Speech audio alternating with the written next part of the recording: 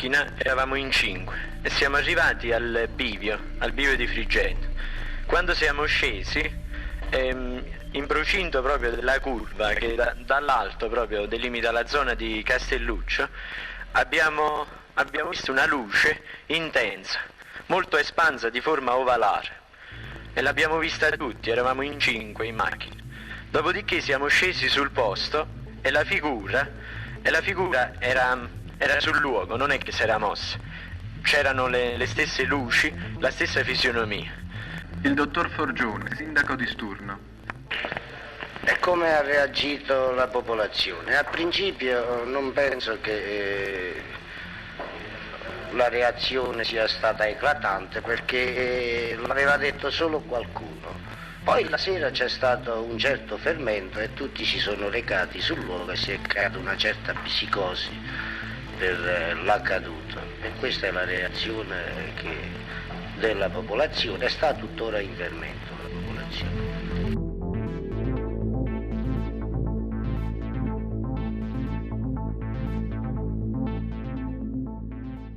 Ciao e benvenuti sul canale. Anche in Italia gli alieni si fanno vedere, seppur raramente, e quando succede lasciano il segno. Così accadde a Sturno, in provincia di Avellino, nella notte del 31 agosto del 1977, mezz'ora dopo la mezzanotte.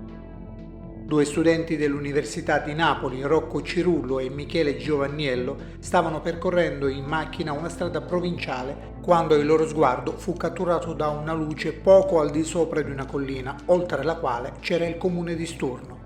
Incuriositi, i 2 amici si fermarono a guardare e presto le luci diventarono 4, di cui una color verde.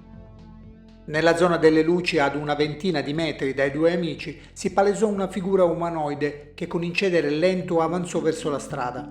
L'essere diede l'impressione di essere alto sui 2,30 m e di indossare una tuta argentata. La strana e inconsueta visione spaventò i 2 studenti, che decisero di darsi alla fuga accelerando in direzione del paese. Raggiunta la piazza incontrarono alcuni amici, tra i quali Mario Sisto. In stato di agitazione i 2 amici raccontarono quanto avevano visto pochi minuti prima e tutti insieme decisero di tornare sul luogo dell'avvistamento. La spedizione fu ripagata perché sia le luci che l'essere misterioso erano ancora lì. Tutto sembrava incredibilmente reale, ma allo stesso tempo terribilmente intrigante. Il gruppo di amici si disse che servivano altri testimoni perché quanto stavano osservando non aveva spiegazione convenzionale. Tornarono in paese e convinsero altri 2 amici a verificare la strana storia. Così il gruppo, composto da 7 persone, raggiunse la strada dove si trovava l'essere. Arrivati su questo punto, stavamo in macchina, questa volta in 7 persone, no? Però la macchina, giustamente da quello che già avevano raccontato, insomma, abbiamo visto che effettivamente risultava verità. In quanto abbiamo notato delle luci là negli alberi, una luce rossa fissa, un'altra più in alta un rosso arancione, una cosa del genere. E poi mentre sull'estrema sinistra si notava una luce bianca, molto luminosa, che ad un certo momento fungeva ogni tanto da intermittenza, discontinua direi. E là dove sono, non so, quelle piccole piante di faggio, abbiamo notato la figura di quest'uomo, molto alta direi. Indossava, per quanto riguarda l'abbigliamento, una tuta molto bianca. Si era fatta all'1:30 e un componente del gruppo decise di puntare una torcia elettrica in direzione dell'essere per cercare di vederne meglio i contorni. Il fascio luminoso infastidì la creatura e i suoi occhi iniziarono a lampeggiare ad intermittenza. Dicevo, a questo punto è stata la prima volta che non abbiamo visto quest'uomo. Stava diritto, immobile, insomma, praticamente. E poi, come ho detto prima, alla reazione di questa luce, è incominciata a lampeggiare all'altezza degli occhi, delle luci rosse arancione, quasi che... Ma non aveva occhi? No, questo non l'abbiamo potuto notare. Comunque possiamo esserne certi che per quanto riguarda la sagoma della persona, si vedeva esattamente la reazione dalla pila al posto degli occhi che lampeggiava queste luci rosse e arancione, facendo una specie di intermittenza, quasi volesse sembrare un alfabeto morso. Insomma. Il terrore si impadronì nuovamente degli uomini, che decisero di tornare in paese, questa volta per avvertire i carabinieri. E datosi che a Friggendo c'è la caserma di carabinieri, a Sturno la caserma di carabinieri, volevamo avvisare i carabinieri per far notare questo fatto. Però purtroppo non siamo stati tutti d'accordo, in quanto dato l'ora, circa le 2:20, le 2:15, dico magari noi andando dai carabinieri, dicendo una cosa del genere, ritornando sul posto non trovando più nessuno, rischiamo di avere, non so, qualche rimprovero. Per pazzi. Non solo per pazzi, Per ma visionari. magari, non credo perché eravamo in 7, quindi non si poteva pensare né dei visionari né dei pazzi, magari né di ubriaconi, buondemponi, come oggi purtroppo siamo soggetti a tutte queste critiche. Però si pensava soltanto, magari che arrivando qua non trovando più nessuno, potevamo rischiare, come dicevo prima, non so, il rimprovero di dire invece di andare a dormire, dato l'ora, e andare a disturbare la gente, fareste meglio. Andate a caccia a Ecco. Quindi certamente ci siamo resi conto che effettivamente poi tutto sommato non era il caso e siamo ritornati nuovamente per la stessa strada.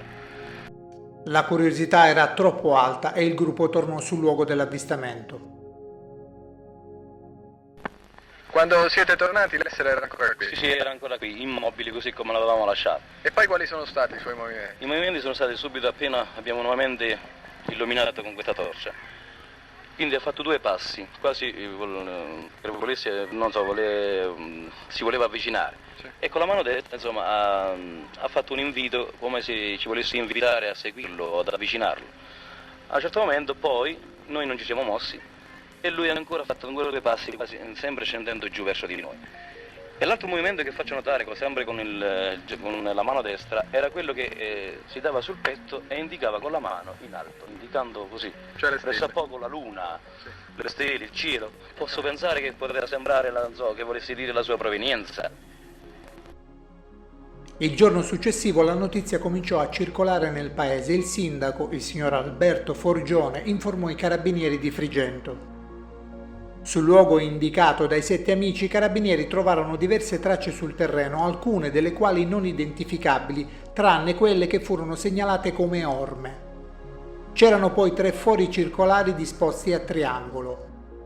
Dai rilevamenti fatti dall'ingegnere Carmine Cangero di Napoli emerse che i fori dovevano aver sostenuto circa 40 tonnellate di peso. Forse il peso dell'astronave?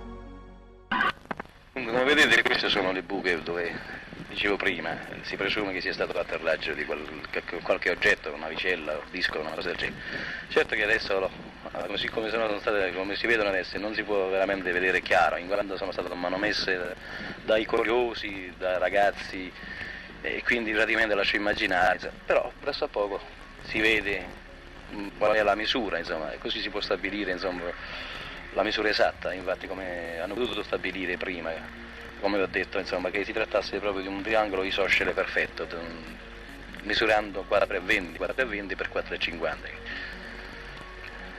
Tutto il resto quindi lascio immaginare le persone che sono venute qua e sono delle cose che secondo me da non badare molto, insomma, quello che secondo me è da vedere è solamente queste buche che sono rimaste così, quasi tale e quale, così come l'abbiamo vista per la prima sera, insomma, il giorno dopo dell'avvistamento che abbiamo visto.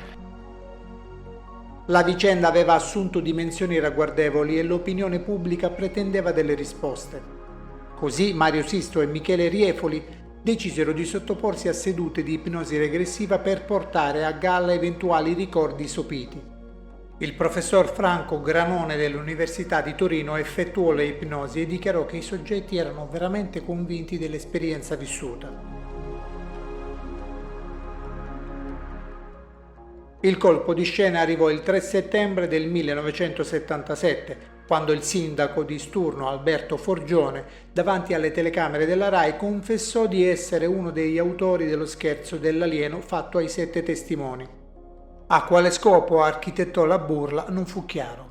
Inoltre, come poteva sapere che i ragazzi quella notte avrebbero attraversato quel tratto di strada e a quell'ora? Ricordo che il sindaco avvisò i carabinieri per denunciare l'avvistamento. Se fosse stato lui ad architettare lo scherzo, di certo non avrebbe fatto la denuncia.